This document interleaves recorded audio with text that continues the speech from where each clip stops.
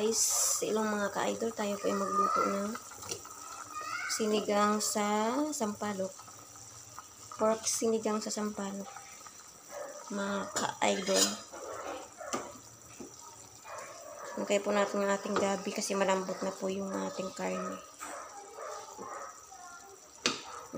Meron po tayo dito guys, radish. Tsaka yan po, pechay. Mamaya po natin guys ilalagay kapag malambot na yung ating unahin po muna natin yung ating gabi. Ayan po. Pakuluan po muna natin yan guys.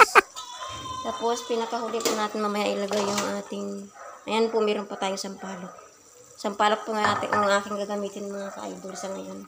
Kasi para all natural, walang halong chemical.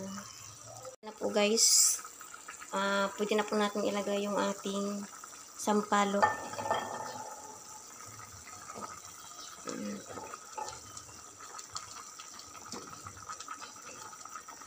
Kapag katilagay po natin guys yung ating sampalok, hayaan lang po muna natin siyang makuluan saglit. Kasi kusa po yan guys, lulutang siya. Tapos pwede nyo na pong tanggalin. At kunin nyo lang po yung kanyang katas mamaya. Yan, hayaan po muna natin kumulo guys.